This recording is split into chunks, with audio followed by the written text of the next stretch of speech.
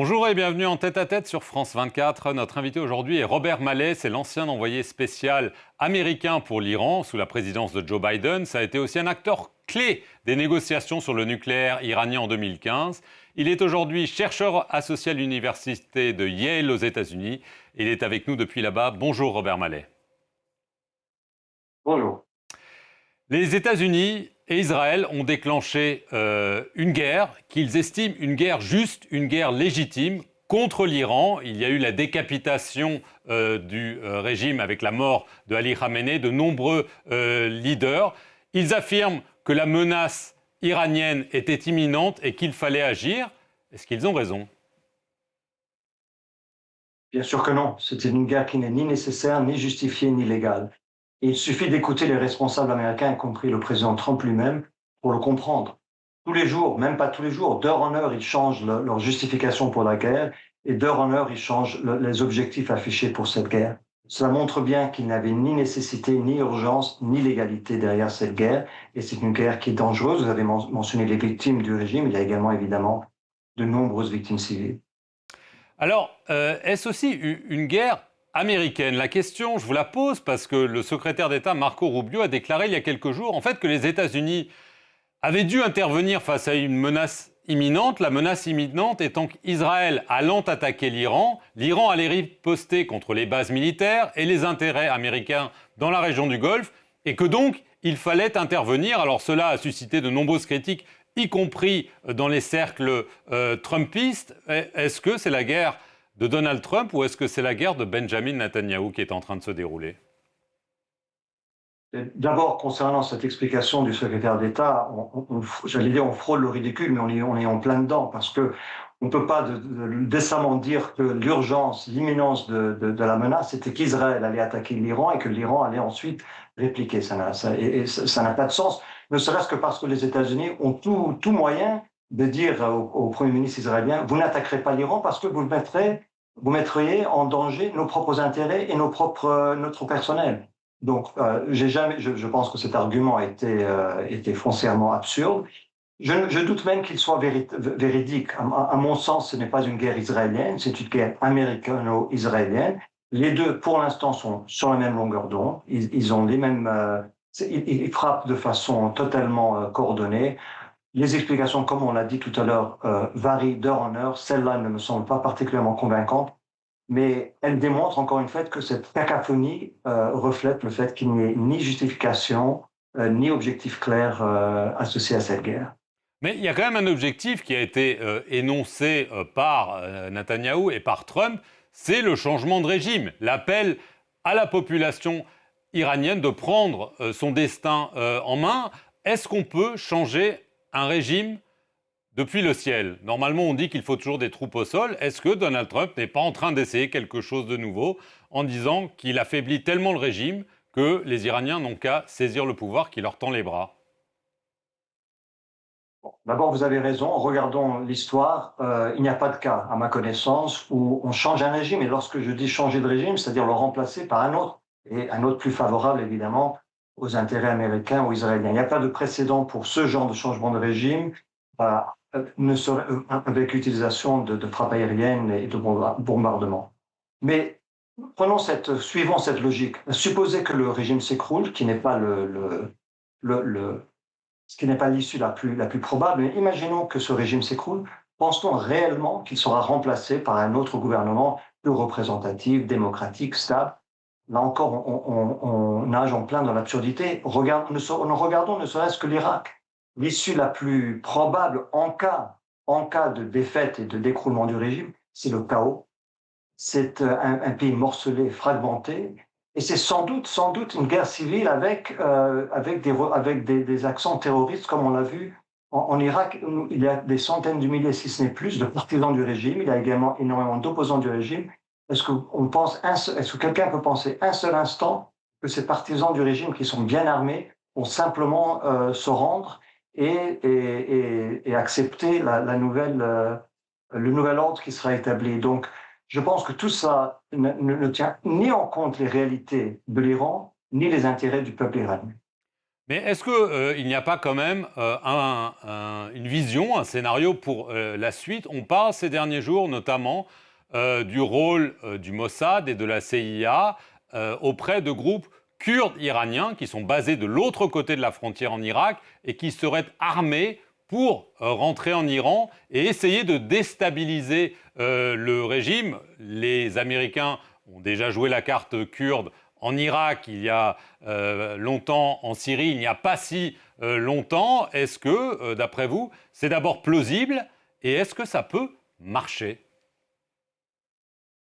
Plausible dans le sens que j'imagine tout à fait qu'en Israël et aux États-Unis, on y pense sérieusement, peut-être qu'on l'a déjà mis en œuvre, donc ça ne m'étonne pas du tout. Je pense que c'est tout à fait cohérent avec cette idée qu'il faut déstabiliser le régime à tout prix. Et comme les États-Unis ne veulent pas envoyer des troupes au sol, il faut trouver une armée solidaire des États-Unis et d'Israël, et donc les Kurdes semblent être les clients auxquels ils ont pensé. Est-ce que ça peut marcher? Mais ça dépend comment on définit marcher. C'est-à-dire, est-ce que ça peut déstabiliser le régime, rendre le pays encore plus chaotique et plus fragmenté? Oui, sans doute. Mais est-ce que ça vraiment peut mener à un avenir meilleur lorsque on pense aux conséquences? D'abord, le nombre de victimes va monter de façon extraordinaire. Je parlais d'une guerre civile, et s'il y a un sujet qui mobilise les Iraniens, qu'ils soient de l'opposition ou qu'ils soient proches du régime, c'est justement ce rejet de la fragmentation ethnique. Et donc c'est une idée qui est foncièrement dangereuse, qui montre une nouvelle fois à quel point les objectifs et les moyens israéliens et américains sont totalement déconnectés des réalités du terrain, sont dangereux. Et on fait face à des pyromanes qui réellement jouent avec le feu, et qui jouent avec le feu non seulement avec l'avenir de l'Iran, l'avenir de la région, l'avenir de l'Europe. Et là, ça me consterne de voir des Européens, des dirigeants européens qui se solidarisent plus ou moins avec ces attaques israélo-américaines, tout en sachant que c'est eux qui paieront le prix, ne serait-ce qu'avec l'instabilité régionale, avec le flot de réfugiés, avec tout le chaos qui va s'en suivre.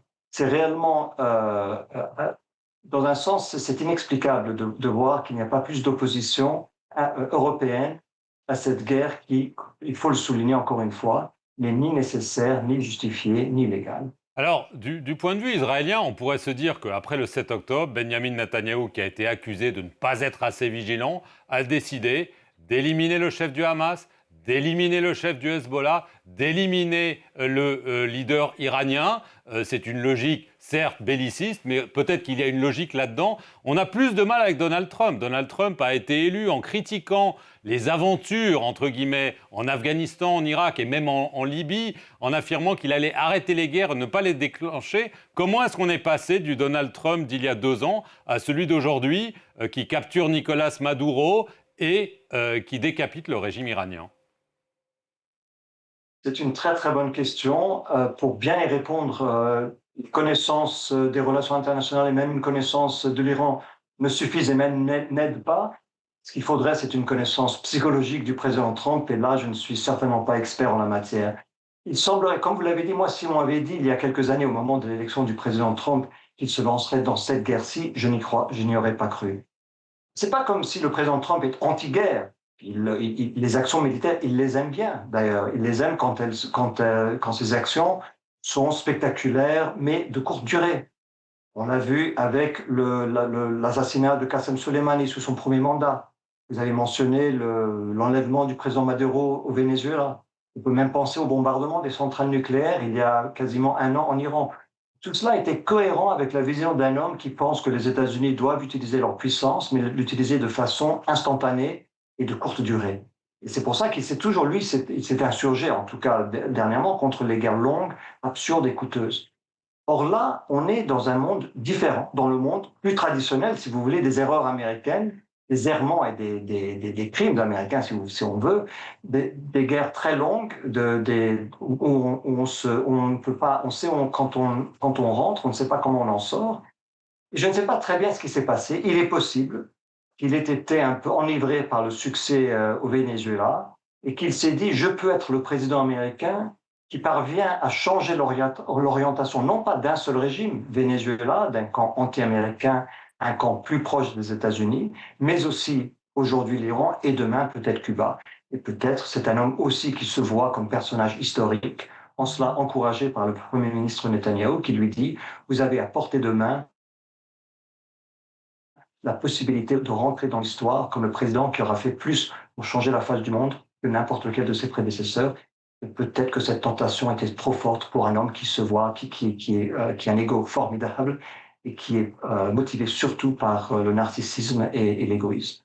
Rapidement, sauf qu'il y a des élections qui arrivent aux États-Unis, qu'il y a une crise quand même pétrolière, peut-être économique qui se profile. Est-ce que ça pourrait changer la donne et Donald Trump pourrait à nouveau faire volte-face?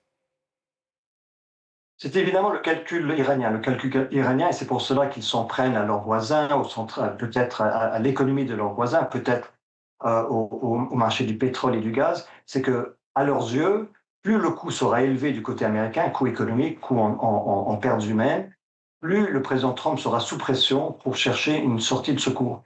Et il est vrai que politiquement, cette guerre n'a pas de sens. Je ne peux pas penser à un seul Américain qui sera plus tenté de voter républicain ou pro-Trump à cause de cette guerre. Et je peux penser à beaucoup d'Américains, y compris beaucoup de républicains, qui voteront contre lui ou qui s'abstiendront de voter parce qu'ils s'opposent à cette guerre, justement parce que la frange MAGA du président Trump nous dit depuis des années que ces guerres stupides au Moyen-Orient n'ont pas lieu d'être.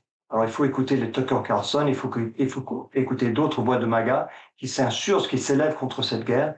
Je ne vois pas comment elle est politiquement intelligente et certainement elle est humainement et stratégiquement stupide. Robert Mallet, merci beaucoup d'avoir répondu aux questions de France 24 et merci à vous d'avoir regardé cette édition d'En Tête à Tête sur nos antennes.